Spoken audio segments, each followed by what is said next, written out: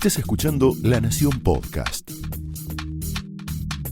A continuación, Camila Perochena y Santiago Rodríguez Rey te cuentan quiénes fueron los hombres y mujeres que dirigieron al país en sus primeros 200 años de historia en La Banda Presidencial. Bienvenidos a La Banda Presidencial, el podcast de La Nación sobre presidentes de la historia argentina. 2019 es un año de elecciones y queremos ponernos a tono recorriendo un poco la historia política del país. En este podcast vamos a hablar de ellos y ellas, de les presidentes, ¡qué progre! Vamos a repasar presidencias y personajes que llevaron el bastón de mando o que se sentaron en el sillón de Rivadavia y dejaron su marca a un chicle pegado abajo. Soy Santiago Rodríguez Rey, politólogo y especialista en comunicación política. Mi nombre es Camila Perochena, soy historiador y docente de la Universidad Torcuato Di Tella. Bienvenidos a La Banda Presidencial. Un sistema de vuelos espaciales. El país se encuentra bajo el control operacional de la Junta Militar.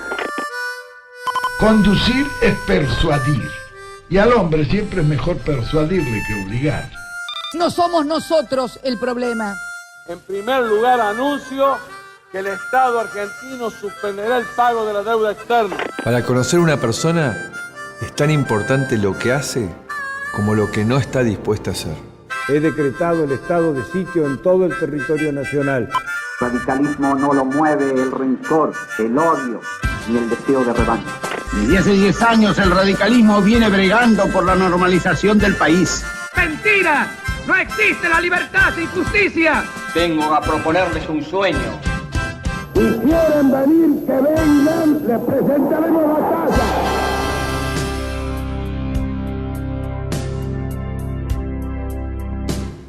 A lo largo de la historia tuvimos un montón de presidentes de diferentes tipos, electos de facto, fraudulentos, intelectuales, periodistas, militares, abogados, ingenieros, y de cada uno de ellos vamos a ver cómo fue que llegaron a ocupar el cargo, cómo hicieron para sobrevivir en el poder, cuáles fueron los desafíos y obstáculos a los que se enfrentaron durante sus gobiernos. Para hacer este podcast nos inspiramos en el genial Presidential de Lillian Cunningham para el Washington Post, que les recomendamos, y en el Presidente de la Semana de Rodrigo Viseu para Folha de Sao Paulo sobre las elecciones y la historia política de Brasil.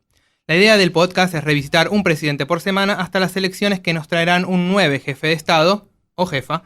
Y bueno, en algunos casos va a haber más de un presidente por episodio. Exacto. Lo que queremos hacer es entender cómo hicieron y entendieron la política a la luz de cómo se hacía y entendía la política en la época. Es decir, contextualizar estos presidentes.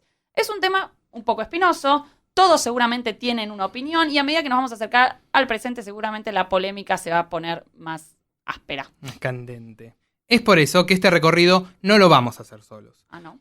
No. Vamos a entrevistar y a escuchar a quienes se dedicaron a estudiar todos estos periodos. Vamos a conversar con especialistas en historia, política, economía y, ¿por qué no, algún sociólogo? La idea es ser bien amplios, sabiendo lo difícil de dejar a toda la fauna, ya sean gorilas, bisontes, zorros o gatos en estados de reproducción, contentos. Muy pluralistas.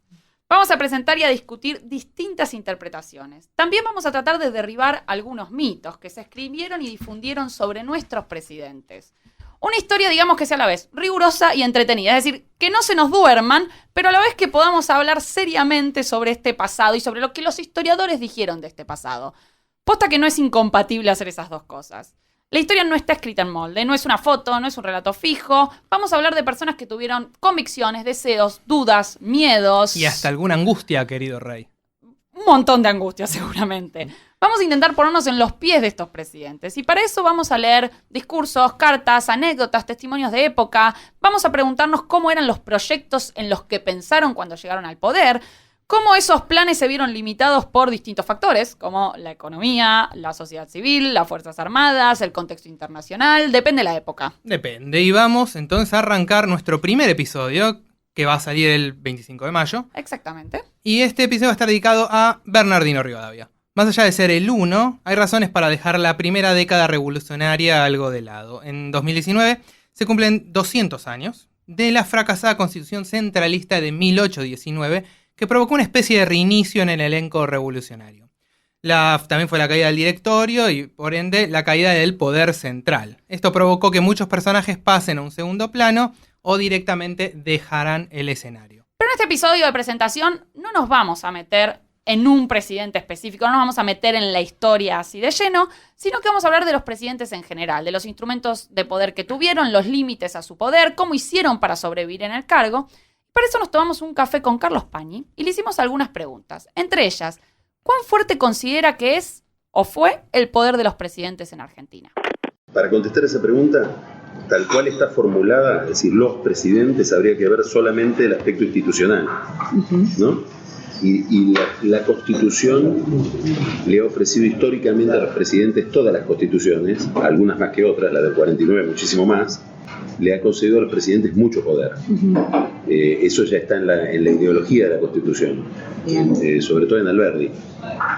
La idea de cómo darle legitimidad a un sistema que debía reemplazar un monarca. Ellos ahí tenían el problema de Rosas, es decir, tenían que hacer algo distinto. Eran el cambio, por ponerlo en términos, eran el cambio, pero querían cierta continuidad con la idea de orden, ¿no? Entonces es una constitución que lo dota al presidente de mucha concentración de poder. Bien. Eso se fue profundizando a lo largo de la historia, tanto que la gran obsesión de Alfonsín en el Pacto de Olivos es cambiar tiempo por poder. Es decir, te doy más tiempo, te doy 2 periodos de 4, antes eran de 6, también ahí le daba más tiempo, también ahí tenían más poder, tenían más tiempo, pero un periodo, ahora te doy la reelección, pero te quito poder. ¿Cómo te quito poder? No te dejo poner al intendente de la Ciudad de Buenos Aires, te obligo a legitimarte más en un balotaje, Consejo de la Magistratura, le doy más capacidad en la idea de Alfonsín a la oposición, controlando más el Senado. Lo del Senado estaría para una charla aparte, digamos, qué significa la reforma, el tipo de elección de senadores. Elimino el colegio electoral y reglamento y pongo un límite a los decretos de necesidad y urgencia, que es todo un tema, porque gran parte del poder de los presidentes viene dado por la posibilidad de legislar, de asumir facultades del Congreso. Este es un tema. Ahora, después, ¿qué le da poder a un presidente? Uno, vamos a pensar a lo Kerchunov. El precio de las commodities y la tasa de interés internacional. Eso hace más que cualquier otra cosa, ¿no? Para un país como la Argentina. Vemos, los presidentes les va según ese contexto que tengan. Segundo, qué nivel de alianza tengan con la opinión pública. Qué nivel de legitimidad tengan con el electorado, con la gente. Eso fluctúa. Tercero, muy importante, si es dueño o no de una estructura propia de poder. A ver, ¿cómo sería? Claro, Alfonsín era dueño del radicalismo, era líder del radicalismo. De la Rúa no. Tanto que a De la Rúa le comunicó su caída el propio radicalismo. De la Rúa termina su mandato cuando Alfonsín lo va a visitar con Carlos Maestro y le dicen: game over, te tenés que ir. La relación entre aparato de poder y atractivo ante la opinión pública es muy importante. Bien. Muy importante. ¿Por qué? Porque, sobre todo en el peronismo, porque el peronismo suele cambiar poder por identidad. Es decir, vos me das el poder, yo me disfrazo de lo que vos quieras. Si vos tenés una conexión con la opinión pública tal que me permite llegar al poder, Menem, yo me hago neoliberal. Si dejaste de tenerlo, me refugio en la identidad del peronismo, que es una especie de abstracto que no tiene significación alguna, hasta que llegue otro. ¿Quién llega? Néstor, vos me reconciliás con la gente que me promete de nuevo llegar al poder, ¿de qué me tengo que disfrazar? ¿De bolivariano? Me hago bolivariano. Entonces, hay una relación dialéctica entre capacidad de dominar la estructura partidaria, lo que significa el Congreso, y la capacidad que tenga el presidente, el líder, de legitimarse en la opinión pública. Lo estamos viendo ahora con Macri. Cambiemos sobre qué base se formó, sobre la base que Macri ganaba. No había otro pacto ahí adentro, vamos todos detrás del que gana. Ahora está puesto en duda que gane y está puesto en duda que cambiemos. ¿Y la identidad juega un rol en todo esto? Digo, porque estabas diciendo cambiar poder por identidad. ¿Cuán importante te parece que es la identidad política? Es muy importante porque forma parte. Bueno, sí, la identidad es importante porque forma parte, si querés ponerlo en términos populistas, del relato, si querés ponerlo en términos de Fernando Enrique Cardoso, de la explicación. Entonces, la identidad está referida a la forma en que yo explico mis actos y los legitimo públicamente. Entonces no es intrascendente. Y el problema de todo líder es cuando su base le empieza a pedir cosas que ofrece el otro. Ahí viene el problema de la identidad. Che, me gusta más lo de la baña ahora, Macri. ¿Por qué no nos das un poco de la baña? O un poco de Cristina. Cuando mandó los controles de precios del congelamiento de tarifas último, hizo un video con esta señora en un barrio popular. Y ella le dice algo extraordinario. ¿Qué le dice? Que si lo estuvo guionada hay que echarlo al que la guionó. Dice, estas son las medidas con que estábamos soñando. Bueno, entonces votá a Cristina, te estás equivocando de amigo. ¿Se entiende lo que quiero decir? Eso tiene que ver con la identidad, ¿no? ¿Cuáles son las medidas que estamos soñando? Eso es la identidad. ¿Cuáles son las medidas que estamos soñando? El tema de la supuesta fortaleza del presidente en Argentina es uno de los sentidos comunes que vamos a estar matizando a lo largo de este podcast. Como bien marcó Carlos, por un lado está el poder institucional que la Constitución le da a los presidentes, pero en la práctica ese poder se cruza con muchas limitaciones y obstáculos para su ejercicio, ¿no? Entonces vamos a ver cuáles son los obstáculos, que no van a ser los mismos en el siglo XIX y el siglo XX. O el XXI. O el XXI, exacto, vamos a llegar hasta el XXI. Por momentos estos límites van a estar dados por la economía, o por la provincia de Buenos Aires, o por las provincias del interior, o por los sindicatos, o por las Fuerzas Armadas. También en algunos casos los límites se van a relacionar con la forma en que los presidentes ejercieron su liderazgo. Por eso le vamos a preguntar ahora a Carlos qué es lo que tiene que hacer un presidente en Argentina para sobrevivir en el poder. Lo primero es, creo que hay una clave en percibir bien el momento histórico, ¿no? En percibir bien el momento histórico, digamos, entender bien los vientos del mundo en ese momento y la relación y cómo esos vientos determinan la circunstancia local. Eso hay presidentes que lo hacen y otros que no lo hacen. Segundo, entre las 1000 cosas que tiene que hacer, gobernar bien. Quiero decir, elegir bien las mejores opciones en medio de las dificultades. Obviamente que nunca la realidad es un papel en blanco, está determinado por lo que decíamos hoy, precio de las commodities, tasa de interés, movimientos económicos de una economía internacional que en la Argentina son muy importantes. No sé cómo hubiera sido el peronismo de Kirchner sin el precio de la soja. O no sé cómo hubiera sido el gobierno de Alfonsín con ese precio de la soja. O si hubiera habido soja. Si Alfonsín hubiera tenido soja. Y después es una cuestión de equipo, de calidad intelectual, del modo en que toma decisiones. El método es crucial. Si vos me preguntás de Macri qué es lo peor, el método. Es un método indescifrable. Digamos, quiere reducir el déficit fiscal, pero arma un gabinete de 24 ministros que tienen que reunirse, y son reuniones. Un ministro en la Argentina, en la primera parte del gobierno de Macri, después ya gobierna el fondo, pero antes de que gobernara el fondo, en toda la primera parte del gobierno de Macri, un ministro gastaba, si le trabajaba 50 horas de lunes a viernes, 25 las gastaba en reuniones en casa de gobierno. Esto es literal, no es una fantasía, no es una metáfora. Y después es una dialéctica, un equilibrio entre cuánto yo satisfago la demanda y cuánto consolido la oferta. Digamos, cuánto le doy importancia a la encuesta, y a lo que me está pidiendo la encuesta, y cuánto le doy importancia a mi programa y a la estructura con la que llevo adelante ese programa. Importantísimo, digamos, al aparato político con el que llevo adelante ese programa. El presidente no hace lo que sueña a la mañana bajo la ducha, hace lo que puede hacer según un aparato, que a eso yo le llamo la oferta, un aparato que constituye para llevar adelante un programa, una idea. Vamos a tratar de entender cómo cambió o evolucionó el poder de los presidentes en 200 años de historia. Y sobre eso le preguntamos a Carlos Pañi.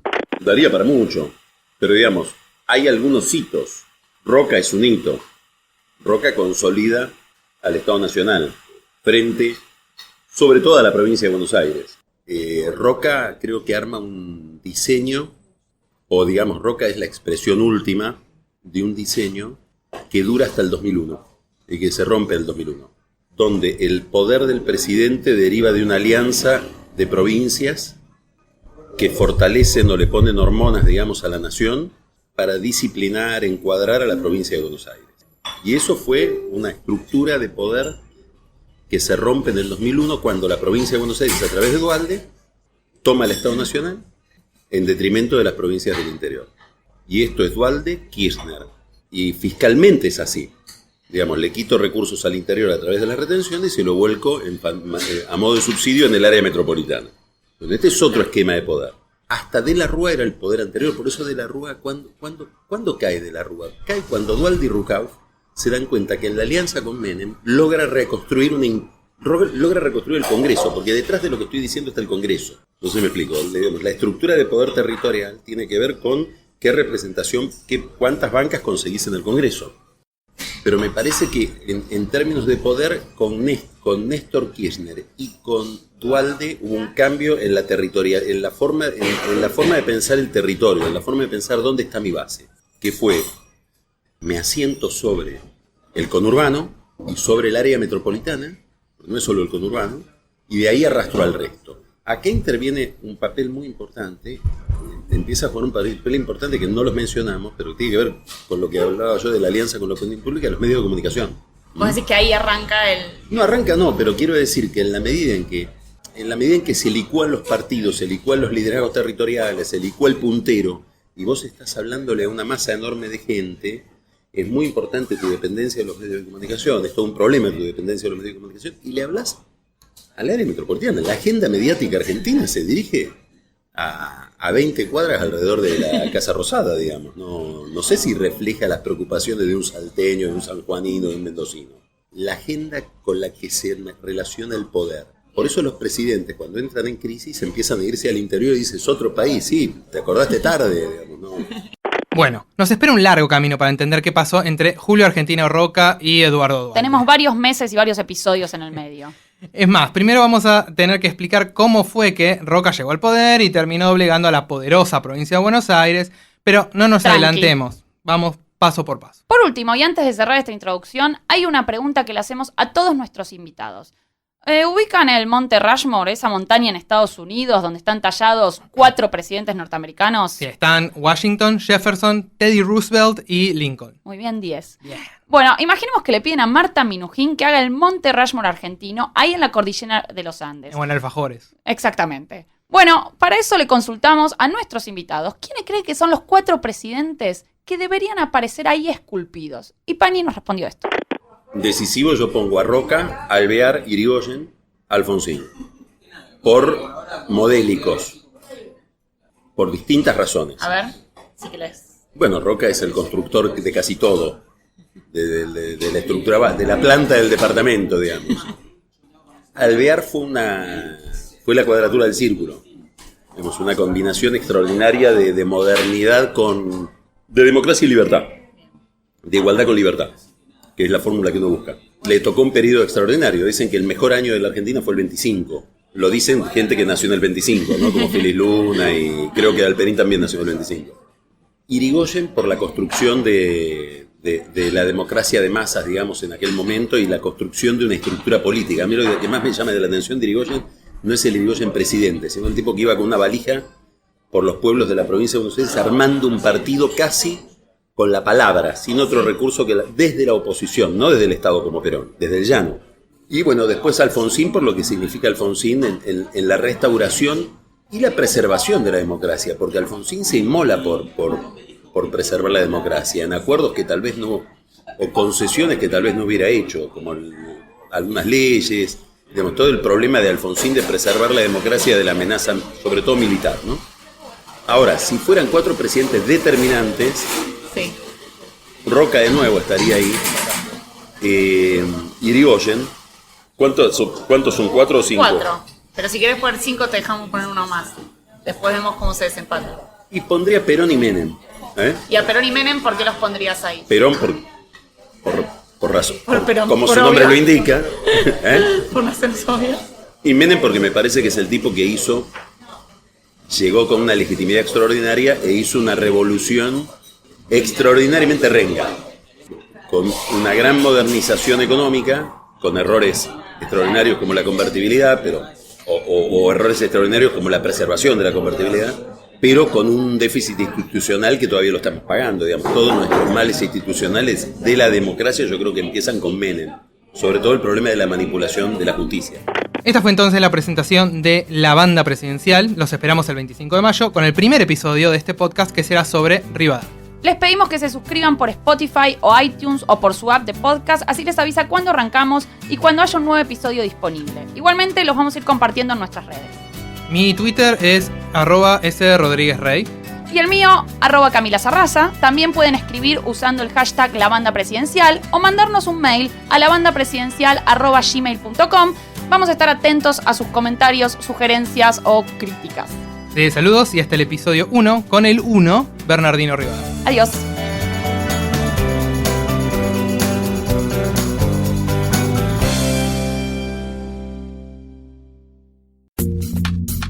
Esto fue La Banda Presidencial, un podcast exclusivo de La Nación. Escucha todos los programas de La Nación Podcast en www.lanacion.com.ar. Suscríbete para no perderte ningún episodio. Estamos en Spotify, Apple Podcast, Google Podcast y en tu reproductor de podcast favorito. Seguí escuchando La Nación Podcast.